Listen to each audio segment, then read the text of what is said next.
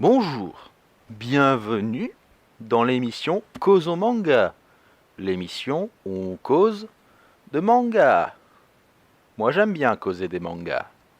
Et aujourd'hui nous allons causer de Ladyboy versus Yakuza, l'île du désespoir. Vous pouvez envoyer le générique.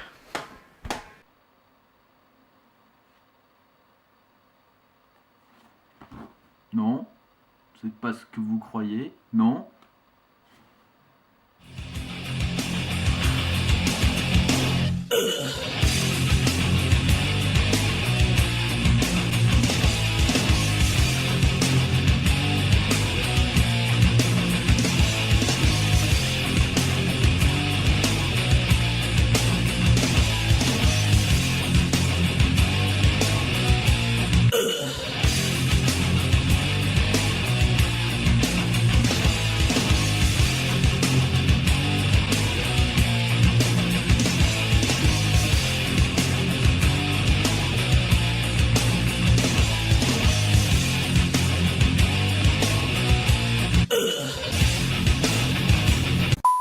Ladyboy versus Yakuza, l'île du désespoir, est un manga dessiné et scénarisé par Toshifumi Sakurai aux éditions Akata. Premièrement, je tiens à préciser une chose avant de commencer cet épisode de Causo Manga. Ce manga est dit pour un public averti, mais moi je le mettrais 18+, obligé, plus public averti.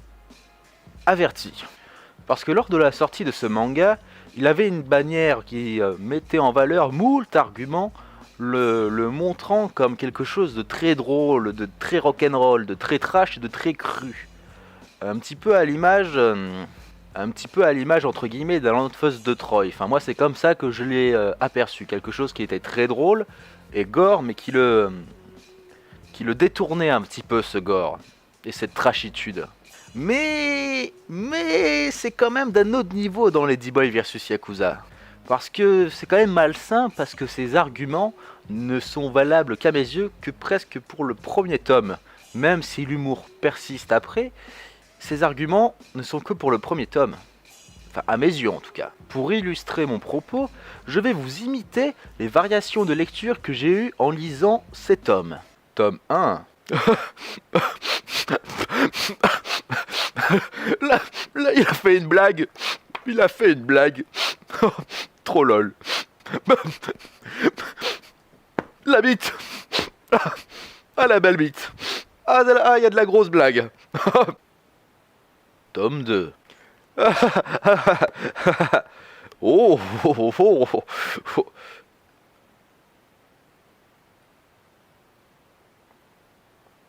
Mais c'est pas drôle.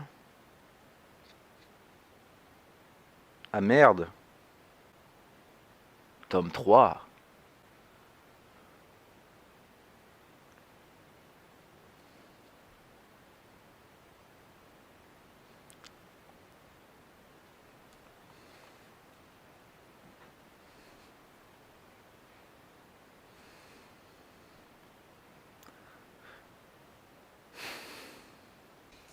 Alors l'histoire se déroule autour du personnage Kozo Kamashima, je l'ai bien prononcé, qui est un jeune Yakuza, et on va suivre les péripéties qu'il va rencontrer, car son big boss, son patron, le chef des Yakuza, l'a fait changer en femme pour se venger. Il a transsexualisé, on va dire, de force. Et de quoi veut-il se venger, le petit bonhomme, une fois, me direz-vous? Eh bien, parce qu'il a baisé sa femme et sa fille. Pas en même temps, je vous rassure. Mais le petit bonhomme est quand même tout colère, hein, mais genre bien vénère. Assez pour le changer en femme quand même. Mais genre... Du coup, le petit patron, il prend Kozo, qui est devenu une femme, il le balance sur une île qui est peuplée depuis des mois par des criminels sexuels qu'il a lui-même kidnappés, afin d'en faire une cible pour pouvoir assouvir les pulsions sexuelles de tous ces criminels. Le but étant, celui qui arrive à violer Kozo peut sortir vivant de l'île. Du coup, les mecs sont déjà motivés parce que c'est des violeurs en en puissance, et aussi parce que ça leur permettrait de se casser de cette île déserte. Quelle vengeance plutôt originale, pourrait-on dire. Carrément barré même. Dont le doux nom de cette île est l'île de Conlancule. Hashtag finesse et bon goût. Aïe et fines herbes. Toi-même tu sais la famille. L'histoire est donc de suivre les aventures de Kozo dans un milieu, pourrait-on dire, un peu plus qu'hostile. Alors, n'ayant que 4 tomes sortis, nous ne pouvons pas avoir un avis figé sur le manga, puisque l'histoire reste encore à développer, et elle va se développer certes. Du coup, je ne peux pas me permettre de rester figé sur les a priori que ces 4 tomes ont donné. Mais l'évolution que ces 4 tomes ont prise, eh bien je trouve que ça mérite une critique, une petite causette manga des familles. J'ai envie de vous en causer quelque part. Du coup me voilà, je suis là, je suis présent, actuellement devant vous, sur YouTube. Cette blague devient longue. Malgré le côté malsain présent, la présentation et la narration et l'histoire nous poussent à connaître le fin mot du scénario. Ce qui est normal. Petit problème cependant, cela passe par une introduction très rapide du personnage de Kozo. On essaye très vite de nous faire attacher à lui pour pouvoir ressentir de la peine pour le personnage, mais c'est très bourratif parce qu'on nous bourre les blagues de cul. Bien grasse. Le cul quoi. La bite. Plagiat Mr V. Car si c'était un personnage random, ça passerait moins bien. Même si après cette réflexion sur cette introduction très rapide, le fait que Kozo soit un peu un gars random, ça reste un petit peu. Mais on le voit pas forcément au premier abord, je trouve. Du coup, c'est moyen, mais c'est plutôt bon quand même. Même si le sentiment que Kozo l'est reste un petit peu en arrière-bouche, si je puis dire. Certains visuels sont aussi assez chocs et très trash. Un bon gros Peggy 18 ce manga quand même. Kozo, qui reste un yakuza qui a enrôlé et envoyé des femmes dans les maisons closes afin de se prostituer, reçoit un petit peu le coup de pied du karma dans la gueule. Même si en faisant cela, il avait ses bonnes et ses mauvaises raisons. Kozo, qui reste tout de même un yakuza, donc un criminel, a envoyé plusieurs femmes dans les maisons closes afin de les enrôler en guise de prostituées, reçoit un petit peu le pied du karma dans la gueule. Même si ce n'est pas pardonnable, il avait ses bonnes et ses mauvaises raisons. C'est drôle parce que à un moment, il y a un mec qui prend une flèche dans la bite. Bruh. Est-ce que je suis en train de tourner là?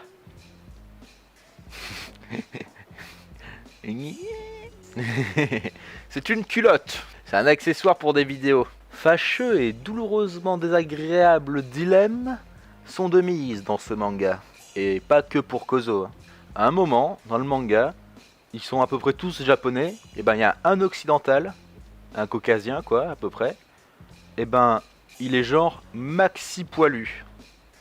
Mais genre maxi poilu velu quoi. Un ours le bordel. La nudité est omniprésente, histoire de vous prévenir, parce que bien évidemment, les pervers sexuels ont été balancés en slip sur l'île. Je le répète encore une fois, désolé, mais il y a beaucoup d'images chocs, de trucs pas cool à voir, c'est très explicite, on te cache quasi rien si ce n'est quelques censures. Je sais que ça illustre le côté malsain, pervers, barbare de ces criminels sexuels, mais je pense réellement que si ça avait été peut-être un peu plus fin, un peu plus raffiné dans la mise en scène, la composition et tout le schmilblick du manga, quoi, sur certaines scènes, ça aurait pu vraiment renforcer certains passages. Je critique le manga sur le point qu'il se repose peut-être un peu trop sur l'humour, le côté absurde et des fois un peu simpliste. Simpliste dans le sens où ça aurait pu être vraiment beaucoup plus fort en termes d'impact. Par exemple, quelqu'un te dit qu'il va faire une deuxième tour Eiffel. Mais que sa tour Eiffel, tu dis waouh putain, il va y avoir une deuxième tour Eiffel, c'est trop cool. Et que sa tour Eiffel ne fait que 450 mètres. Tu dis ouais c'est bien, ouais c'est impressionnant quoi, elle fait 150 mètres de plus, mais moi je m'attendais à un truc 2 fois plus grand quoi. Et du coup c'est un peu ce côté là, c'est impressionnant, il y a des scènes qui sont impressionnantes et dures à supporter, mais moi l'impression que j'ai eue c'est que ça aurait pu être encore mieux. dans le terme du ressenti. Encore mieux dans l'histoire et encore mieux dans la suite des événements que ça aurait pu se faire. Je trouve que t'avais du sel, mais il manquait un peu de poivre. Si vous avez compris ma métaphore, je suis content pour vous. N'hésitez pas à poser des questions dans les commentaires. Mais malgré tout ça, je veux voir la fin de ce manga car on s'attache finalement au personnage Kekozo, qui est un personnage très drôle en premier abord, mais au fil des tomes, avec les choses salaces qu'il y a autour de lui, l'ambiance malsaine, mais qui reste drôle, mais tu sens que c'est un humour de criminel qui est décalé et malsain et trash. T'as envie de savoir comment ça va se finir parce que tu découvres le passé de Kozo, qui est pas évident, et tu te rends compte que tout l'approfondissement qu'on donne à Kozo dans le tome 2, 3 et 4, eh ben, tu oublies le côté drôle de Kozo qui t'a fait s'attacher à lui, et tu t'attaches sur lui, et tu t'attaches à lui plutôt sur le ressenti et le vécu qu'il a eu et la tristesse qu'il endure. Et ça, je trouve que, malgré la critique que j'ai fait dans l'introduction, c'est une évolution qui est, ma foi, très intéressante, et ma foi, qui te fait t'attacher encore plus au personnage, parce que quand tu vois quelqu'un qui est normal et qui est triste, bah pour toi c'est juste une personne triste. Mais quand tu vois quelqu'un qui est drôle, qui rigole beaucoup et qui vit la vie comme il a kiff, et que du jour au lendemain le mec est détruit, et ben ça te touche un peu plus. C'est pour ceci que je veux voir comment ça va se terminer quoi. Niveau dessin, ça casse pas trois pattes à une chaise albinos, mais le taf est là. Je trouve par contre que le trait de l'auteur, même s'il est pas ouf, il faut se l'avouer, souligne parfaitement le côté pervers et malsain des criminels de l'île. Et aussi cette ambiance glauque. Parce que tout le monde rigole, mais c'est très glauque en même temps quoi. Bon, conclusion. Qu'est-ce que je vais penser de Lady Boys versus Yakuza, l'île du désespoir, en 4 tomes, qui est encore en parution en fait. Je pense que c'est un bon manga, voire même sympathique. Mais attention, non pas que je kiffe voir des viols, parce que je vous assure que dans le premier tome j'ai beaucoup rigolé c'est sûr, mais dans les autres tomes il y a clairement des moments où t'as pas envie de rigoler quoi. J'ai même dû faire des pauses dans certains tomes pour éviter le dégoût total. Faire un manga où le viol est aussi omniprésent est un choix délicat, mais dans la mesure où c'est bien refourgué et ce n'est pas gratuit, que ça apporte des choses dans l'histoire et dans le contexte de cette histoire, c'est bien. Bien dans le sens où l'histoire vit grâce à ça et qu'il y a un enjeu à cause de ces viols. En gros, il fait partie de ces mangas qui sont pas forcément faciles à supporter visuellement et même en termes d'histoire, mais qui sont très sympas à lire. Et même si tu trouves pas sympa, tu t'intéresses à l'histoire. On pourrait comparer ce style de manga à Berserk, qui est très fort visuellement et qui est très trash aussi, mais dont on suit l'histoire parce que toute cette trashitude et cette violence même sexuelle donne du sens et des contextes et des évolutions aux personnages et à l'histoire. Même si Berserk est quand même beaucoup mieux. C'est gras, c'est drôle, et aussi affreusement ridicule par moments, très trash. Et j'ai quand même eu des bons moments avec ce manga. Là, je suis en train de tourner. J'ai quasiment fini, là j'en ai pour 2 minutes. Voilà, c'est tout pour Lady Boy versus Yakuza. À l'heure actuelle où je vous parle, où je tourne cette vidéo, il n'y a que 4 tomes qui sont sortis, au prix de 7,95 €. Je remercie beaucoup tous les nouveaux abonnés de cette chaîne YouTube qui s'appelle Kozo Manga, qui est l'une de mes 3 chaînes YouTube actives. J'avoue que je ne suis pas très actif sur cette chaîne. Je privilégie ma chaîne gaming, mes études, mes projets dessins, et comme je me suis lancé il y a récemment dans les lives Twitch, ça s'arrange pas. Mais je vous garantis qu'il y aura des vidéos, j'ai d'autres projets, j'ai d'autres mangas dont je voudrais parler, des mangas qui ne sont pas forcément parlés par les grosses têtes du milieu manga sur YouTube. Du coup, j'espère que ça vous plaira. Mais comme j'ai vu que depuis ma dernière vidéo, j'ai gagné beaucoup d'abonnés, j'ai dû en gagner 20 ou 30, et ben à tous ces nouveaux arrivants, je vous remercie et j'espère que tout mon taf vous plaira. Maintenant, allons causer manga dans les commentaires de cette vidéo. Et aussi, petite précision, si vous êtes une fille, une femme, une dame, une demoiselle, une milf, une personne disposant d'un appareil génital de type vagin, j'aimerais beaucoup avoir un avis féminin sur ce manga, car je pense que le ressenti qu'il peut nous apporter doit grave changer si on est un garçon ou si on est une fille.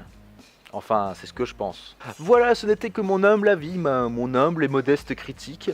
mon ressenti sur Ladyboy vs Yakuza l'île du désespoir. Merci encore à vous d'avoir visionné cette vidéo.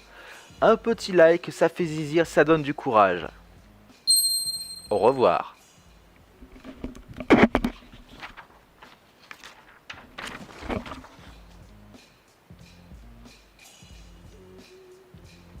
Je suis un avion.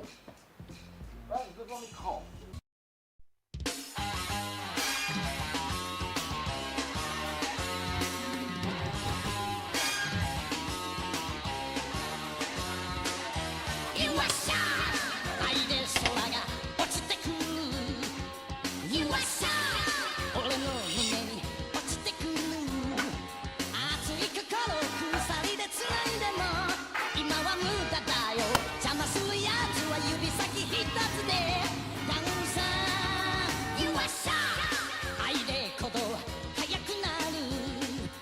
Alors l'histoire se déroule autour d'un petit yakuza du nom de Kozo Kamashima.